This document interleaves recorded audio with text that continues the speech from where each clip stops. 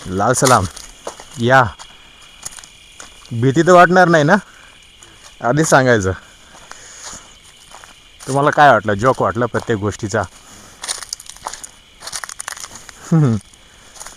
हमेशा तुम्ही त्यांच्या लोकांमध्ये गुरफटलेले असता, त्यांचं चालू असतं. आज 3 गोष्टी सांगणार आहेत. आज 8 तारीख आहे. प्रत्येक गोष्ट फुल प्लॅनिंगने केलेली आहे. याच्या मागे एक सिस्टीम, ऑर्गनाइज सिस्टीम काम करत राहते.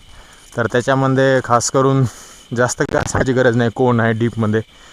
पण माझ्या स्थानिक लेवलला म्हणजे एक पक्ष आहे, पक्षाचे लोक खूप जास्त लक्ष ठेवून आहेत की काय करायले काय नाही. आणि त्यांना इवन गावच्या लोकांना बी त्यांनी समाविष्ट केलेला. असो, आज 3 गोष्टी सांगतो तुम्हाला. संस्कृती, आकृती, विकृती, तिन्ही भाषामध्ये सांगायचा प्रयत्न करेल, हिंदी, इंग्लिश, मराठी. पण सगळ्यात पहिले तर सुरू करेल संस्कृतीपासून. संस्कृतीचा जेव्हा आमचं अस्तित्व आहे, एक आदिवासी संस्कृती म्हणून सांगायचं झाल्यास तर खूप नेचर रिलेटेड संस्कृती आहे.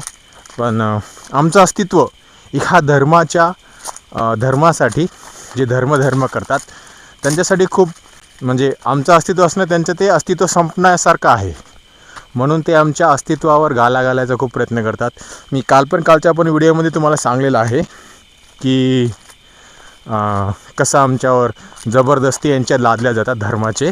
आणि हे जे म्हणतात ना हे लोक हिंदू धर्माजवळ असल्यामुळे यांच्यावर हिंदू धर्माचा पगडा आहे. असं पगडा वगैरे काही नाही आहे.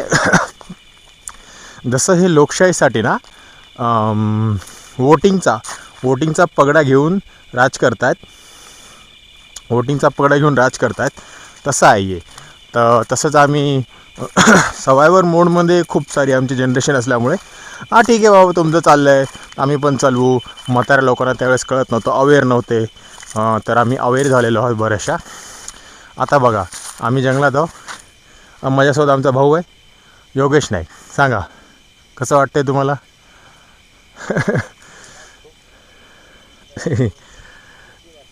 या मग आधी सांगलेलो भीतीचं वातावरण असते. तर बघा, कोणत्या ना कोणत्या कारस्थान करून हे कामच असतात, यांचं चालूच असतं. बऱ्याचशा गोष्टी मी चांगल्यात. तर सगळ्यात पहिले तर मी आज फक्त हे जे पहिला एक मुद्दा सांगेल ना, सुप्रियाताई सुळेंसाठी सांगेल. सुप्रियाताई सुळे, एक लक्षात असू द्या की माझी बहीण बारामतीला आहे, समाजसेवा अधीक्षक, गव्हर्नमेंट मेडिकल कॉलेज बारामती, समाजसेवा अधीक्षक आहे. तिचा वाढदिवस आहे 3 सप्टेंबर. आणि त्याच दिवशी वाढदिवस आहे सद्गुरूंचा, जग्गी वासुदेव, जे कोइंबतूरचे जे ईशा फाउंडेशनचे आहेत ना सद्गुरू, त्यांचा वाढदिवस आहे. दुसरी गोष्ट, 1999ला माझ्या भावाचा जन्म झाला. 1999ला राष्ट्रवादी काँग्रेस पैदा झाली. आणि 1999लाच ध्यानलिंगाची स्थापना झालेली आहे, जी कोइंबतूरमध्ये आहे. या सगळ्यांचं इंटरकनेक्शन आहे. वरून माझा, अजितदादाचा आणि देवेंद्र फडणवीसचा एकाच दिवशी वाढदिवस आहे. एवढे कोइन्सिडन्स कधी होऊ शकत नाहीत. याच्यामध्ये खूप बोगसपणा झालेला आहे, चुकीच्या. आता जास्त काय डीपमध्ये नाही सांगणार, फक्त एवढंच सांगेल की या धर्माच्या लोकांपासून दूर राहा. अंकशास्त्रामध्ये यांनी खूप मोठा भ्रष्टाचार करून ठेवलेला आहे.